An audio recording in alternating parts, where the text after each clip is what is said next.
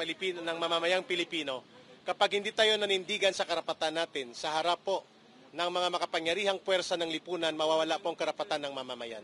Ang lahat po ng kapangyarihan ng pamahalaan ang gagaling sa mamamayan. At yun po ang aming iginigiit. Ang karapatan ay hindi pa pwedeng labagin, lalo na ng mga makapangyarihan sa pamahalaan. Ito ay dapat ginagarantiya, nirespeto, at pinapasiguro na hindi ito nalalabag, lalo na po na may hawak na kapangyarihan. That's the message kung bakit namin tiniis ang hunger strike, hunger protest for 7 days. Did you expect po na mapapalayo kayo before protest? Did I expect? What were your expectations? How are you feeling po? I'm okay, but my expectations, how do I feel now? Parang my expectations were, when you fight kasi the CPP, NPA, NDF, you have no expectations. You just embrace it and you just jump. And we were very ready to spend our holidays here, away from our family. We were very ready to do that. And that's very important kasi pinaglalaban natin dito ang ating bansa at ang mga anak natin. And siguro gusto kong magpasalamat sa ating mga kababayan na narinig ang boses ninyo, no? Kasi we're very clear that this is not about us. None of this is about just me and Eric. It's about our country, no? Yung pang-aabuso ng mga nasa kapangyarihan, napakadelikado nun sa isang demokrasya, lalo ang freedom of the press. Freedom of the press is where a lot of our freedoms rest on. In fact, where so many of our human rights rest on. So this is so important na ipaglaban ito. So maraming salamat sa mga kababayan natin na sinabayan tayo dito at yung ang mga even the PMA graduates who issued that statement, no? Also, but basically what we've learned from this is what Eric just said, no? Ang kapangyarihan talaga ng isang bayan ay nanggagaling sa taong bayan. At yung ginawa namin dito ay pag-aalay sa isang bayan na talagang worthy na ipaglaban. So, paglaban natin at mahalin natin ang ating bansa because when you have congressmen like that who are abusive and arrogant and who flout the laws of the land and our constitutional rights, then our democracy is in grave danger. Ma'am, ang sabi kanina, parang the reason ko ba't nag-grant is because nung bumisita daw, apologetic daw yung inyong parang remorseful daw kayo. So Hindi siya nagsulat, ako nagsulat. I never, it was Eric. So, they came kasi to us and said that you have to write a letter of apology before we release you, no? And I said no to that. But Eric felt naman, okay, go ahead.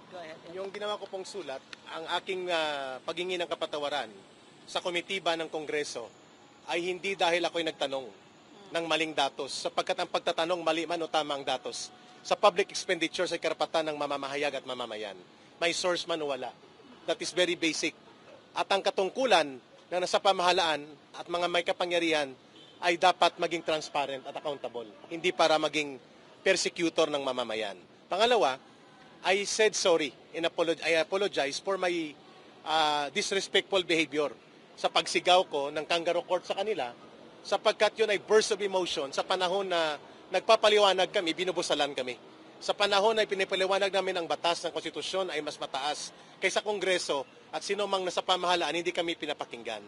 So para sa akin, I should be more professional in asserting my arguments, but in a situation kung saan nilulupig at binubusalan ka at ginagamitan ka ng weight ng kapangyarihan, ay hindi po pwedeng makontrol mo ang emosyon mo. Kaya doon ako naghingi ng sorry. But I did not retract, I will not retract nang sinasabi ko ngayon sa inyong harap na may source man o wala ang mamamahayag, may soto lo man o wala, ang dapat katungkulan ng Kongreso at ng lahat ng mamamayan, o lahat na nasa pamahalaan, including the President, including the lowest official of the land, is to be transparent and accountable to the people. So ang pagtatanong ko po sa 1.8 billion na hindi fake news, yun ay pagtatanong.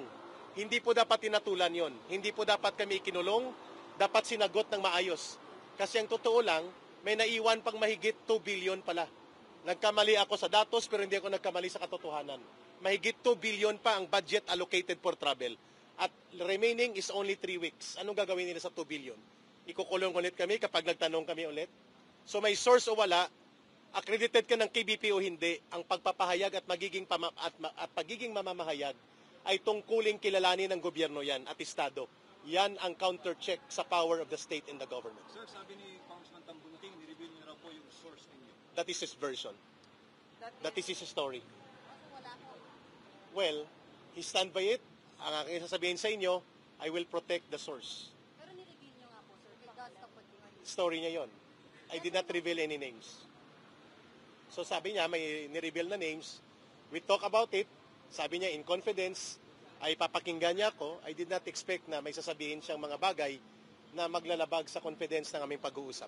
Ang sagot ko, if Congressman Tambunting said na may source siya sa sinabi ko, story niya yon.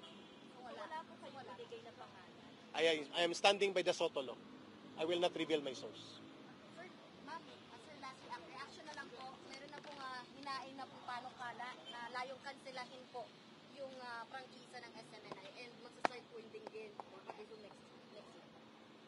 Cancellation, revocation po. ng franchise. I'm not privy kasi to the What's your details. reaction No? na lang po? Stemming from- Syempre, it makes me sad because I worked at the SMNI and I know that SMNI is really for nation building, no? And we're the only station that talks about a burning issue that other media companies don't even touch. And I'm talking about the CPP, NPA, NDF na ninanakaw ang mga anak natin, no? Libo, hindi na natin maibilang na nang tatlong nandyan ay nasa Kongreso. Si Franz Castro ng Alliance of Concerned Teachers, ang si Arlene Brosas ng Gabriela at si Raul Manuel ng Kabataan. Nandyan sa loob ng Kongreso ang mga cuddlers ng mga komunistang terorista at mga top recruiters ng mga anak natin na kung saan ang mga anak natin ay nagkandamatay for over half a century. Diba? So dapat tagilan na natin yan. So this is why I really think that SMNI, if you close it down, no, I know who is behind it, and I know it is the CPP, NPA, NDF. And sadly, they have used Congress, no, as their ally and as their cover to do Doon kami this. nalulungkot. No? Kamusta yung hunger strike niyo? Oh, grabe. Oh yes, ayos siya. Kasi, Nagugutom, matamlay, pero grabing Yeah. suporta po ng mamamayan, Yeah. including sa abroad, ang Filipino communities. yeah. Today. At 24 hours, 160 signatories ng mga PMA graduates. At terrible, still counting on.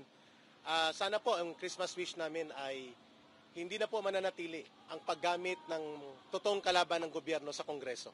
At sana po ay magkaroon po ng paglilinaw sa kaisipan at damdamin ng pamunuan ng Kongreso that the CPP, NPA, NDF is not only operating in the armed area, sa red area. Nandito sila sa loob ng Kongreso, and the threat against the sovereignty of the state is being threatened. Imagine every year they can access around 100 million of funds sa ating pondo at ginagamit ito para sa pagre-recruit ng kabataan at pagpondo sa NPA. I should know. Pag tinanong ako, red tagging ba ito? How can that be red tagging? Direct personal knowledge ko yan for 21 years sa CPP, NPA, NDF. Mapapansin nyo, lumalabas sila Franz Castro, Raul Manuel at si Arlene Brosas kapag nandyan ako sa harap nila, si Ma'am Lorraine. At mga kadre kagaya ko. Sana po silang inimbestigahan ngayon upang matigil na po ang kaguluhan sa ating bansa.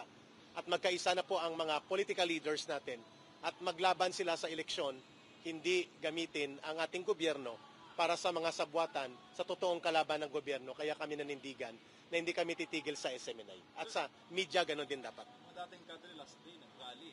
Nagbanta sila pag di daw kayo i-release yung kanilang rally, lalaki, at posible na maabot sa Malacanang. Your thoughts on that? Actually, na-touch kami talaga kasi tuloy-tuloy na lumawak ang mga former cadre. Libo-libo kami nag-surrender. We hope that the government will see it na are we still standing on just ground? Or do you have a ground to stand on? We hope nakikinig si Pangulong Bongbong Marcos Jr. dito. Sapagkat saan kami pupunta na nagbalik loob at yumakap sa kapayapaan at kumikilala sa gobyerno at nagpailalim sa otoridad ng gobyerno kung kami pala ay nagsasalita tungkol sa transparency, good governance, at inibinubulgar namin ito mga CPP, NPA, NDF na sa loob ng gobyerno, pwede pala kaming ikulong ipatawag dito. Yun po ang aming malaking katanungan. Are we still standing on the ground that we believe pwede kami maging bahagi ng pamahalaan sa pagtatagumpay ng kapayapaan laban sa communist terrorism? Thank you po. Merry Christmas. Merry Christmas.